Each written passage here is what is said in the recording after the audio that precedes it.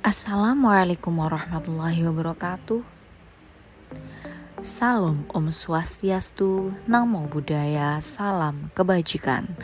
Salam sejahtera bagi kita semua. Halo everyone.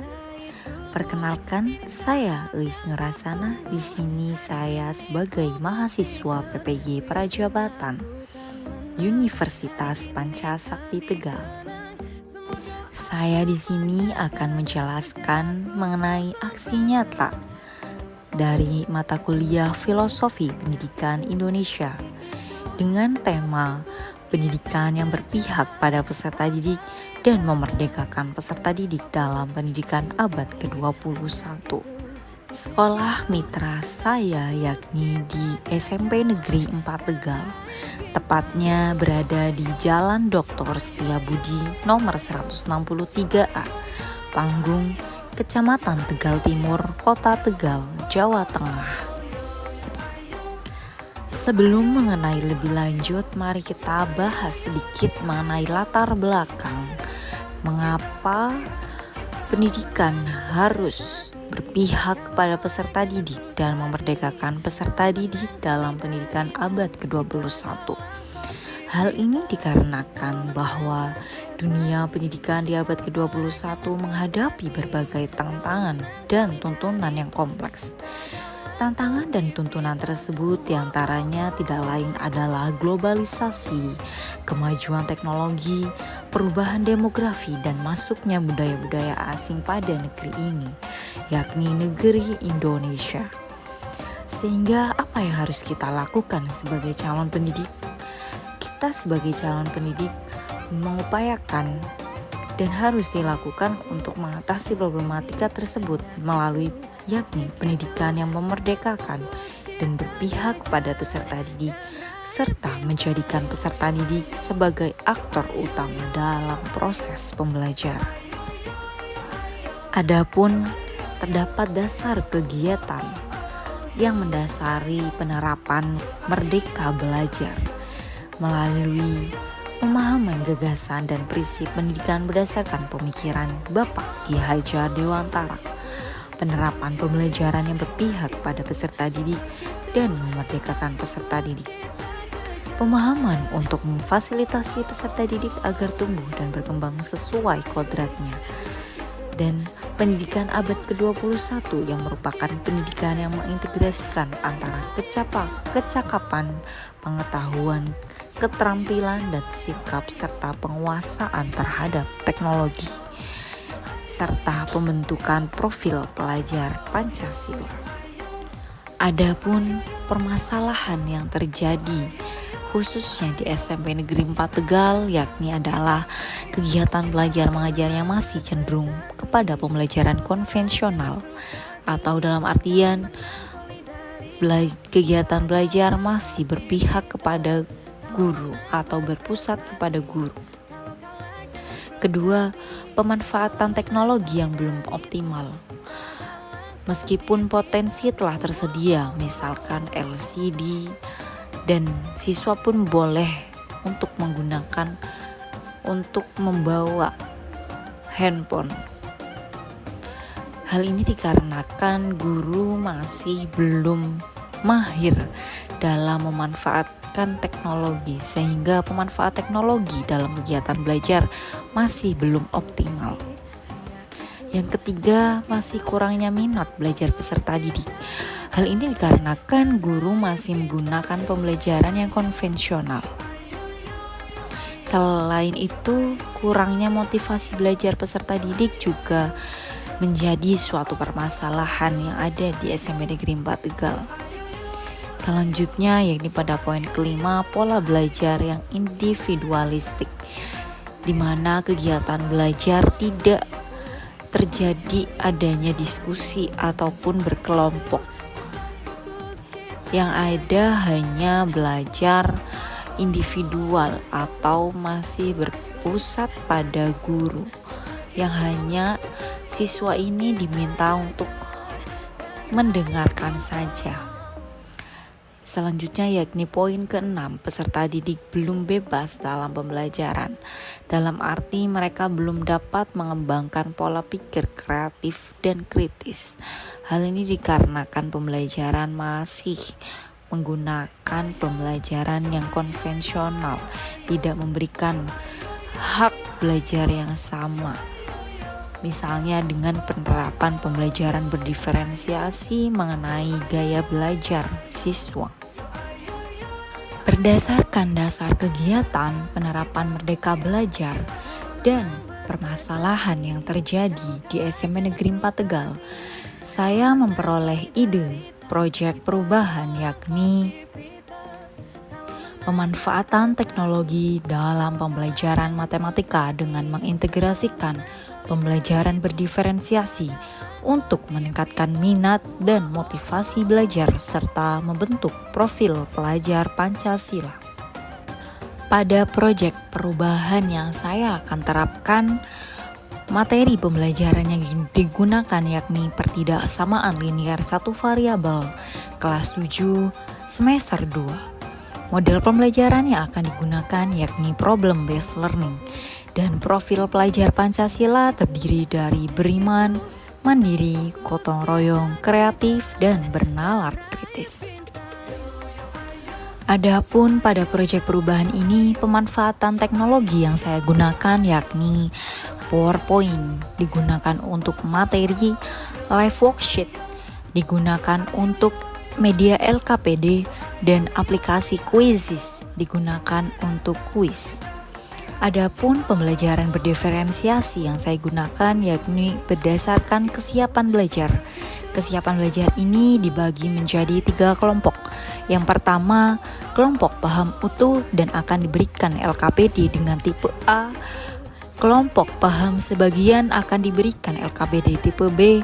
Dan sedangkan kelompok yang ketiga belum paham akan dibagikan dengan LKPD tipe C.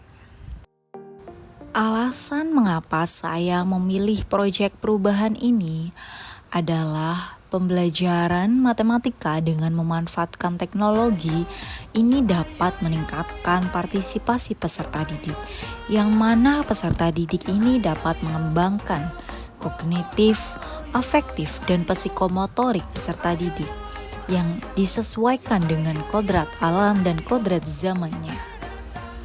Dengan menerapkan pembelajaran berdiferensiasi, diharapkan guru bisa mengenali kebutuhan para siswa yang berbeda-beda dan dapat merancang metode ajar yang paling efektif bagi peserta didik.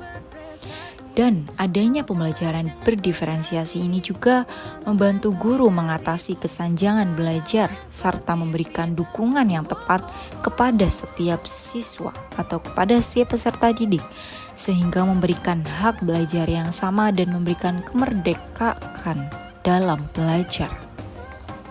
Selanjutnya yakni strategi pembelajaran. Strategi pembelajaran ini berupa kegiatan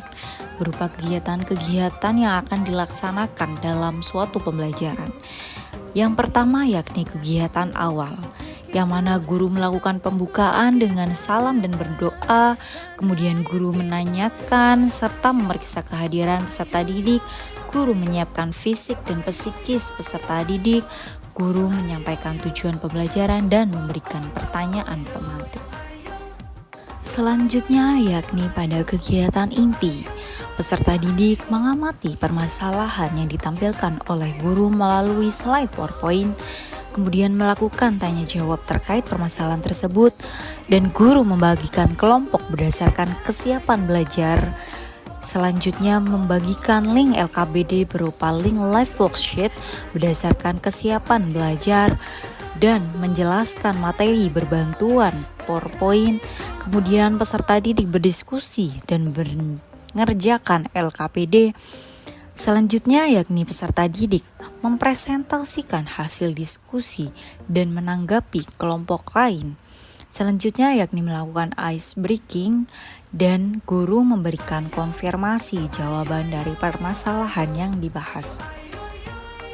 Pada kegiatan penutup, guru bersama peserta didik membuat kesimpulan.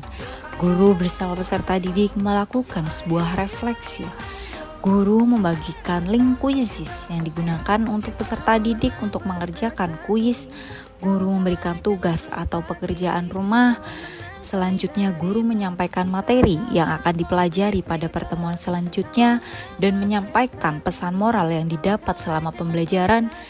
Selanjutnya, yang terakhir yakni guru menutup kegiatan pembelajaran dengan membacakan salam. Baik, selanjutnya yakni ide proyek perubahan saya yang kedua yakni tentang pembelajaran matematika yang mengintegrasikan budaya lokal atau culturally responsive teaching dengan menerapkan pembelajaran berdiferensiasi untuk meningkatkan minat dan motivasi belajar serta membentuk profil pelajar Pancasila. Pada proyek perubahan yang kedua ini saya akan menggunakan materi pembelajaran yakni himpunan kelas 7 di semester 2. Model pembelajarannya saya gunakan yakni problem based learning dengan profil pelajar Pancasila berupa beriman, mandiri, gotong royong, kreatif, dan bernalar kritis. Adapun budaya lokal yang saya akan terapkan yakni makanan khas Tegal dan beberapa wisata Tegal. Kemudian pembelajaran berdiferensiasi ini saya menggunakan kesiapan belajar dengan 3 kelompok, yakni kelompok pertama paham utuh dan yang akan dibagikan LKPD dengan tipe A. Kelompok paham sebagian akan dibagikan LKPD dengan tipe B. Kelompok belum paham akan dibagikan LKPD dengan bentuk tipe C. Alasan saya memilih proyek yang kedua ini karena menerapkan pendekatan culturalis responsive teaching atau bisa disebut dengan CRT dalam pembelajaran matematika dapat mengetahui kegunaan materi matematika dalam kehidupan sehari-hari dan menyadari bahwa peristiwa budaya memiliki hubungan dengan materi matematika.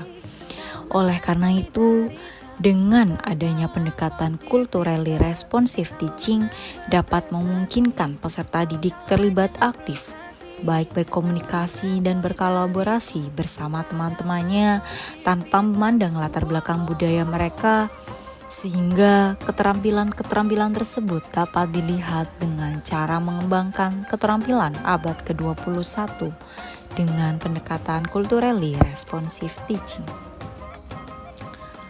Selanjutnya yakni strategi pembelajaran yang akan digunakan, yakni yang pertama pada kegiatan awal guru melakukan pembukaan dengan salam dan berdoa.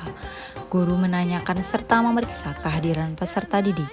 Guru menyiapkan fisik dan psikis peserta didik. Guru menyampaikan tujuan pembelajaran dan memberikan pertanyaan pemantik. Kegiatan inti pada strategi pembelajaran, peserta didik mengamati permasalahan yang disajikan dalam video berupa wisata yang ada di Tegal dan melakukan tanya jawab terkait permasalahan tersebut. Selanjutnya, guru membagi kelompok berdasarkan kesiapan belajar, membagikan LKPD berdasarkan kesiapan belajar, dan menjelaskan materi berbantuan video pembelajaran. Setelah itu, peserta didik berdiskusi dan mengerjakan LKPD. Peserta didik mempresentasikan hasil diskusi dan menanggapi kelompok lain, melakukan ice breaking, dan guru memberikan konfirmasi jawaban dari permasalahan yang dibahas. Pada kegiatan penutup dalam strategi pembelajaran, guru bersama peserta didik membuat kesimpulan. Guru bersama peserta didik melakukan sebuah refleksi. Guru membagikan lembar kuis kepada peserta didik. Guru memberikan tugas atau pekerjaan rumah. Guru menyampaikan materi yang akan dipelajari pada pertemuan selanjutnya, dan guru menyampaikan pesan moral. Selanjutnya yang terakhir yakni guru menutup kegiatan pembelajaran dengan salam. Dengan adanya suatu ide proyek perubahan yang saya inginkan, harapan saya pada proyek perubahan yakni peserta didik lebih aktif, kritis, dan kreatif. Membiasakan perilaku bekerja sama dan saling menghargai perbedaan. membentuk peserta didik yang suka dan mau belajar hal baru, dan menjadikan pembelajaran matematika yang menarik dan bermakna. Baik, sekian presentasi dari saya. Terima kasih atas perhatiannya. Wassalamualaikum warahmatullahi wabarakatuh.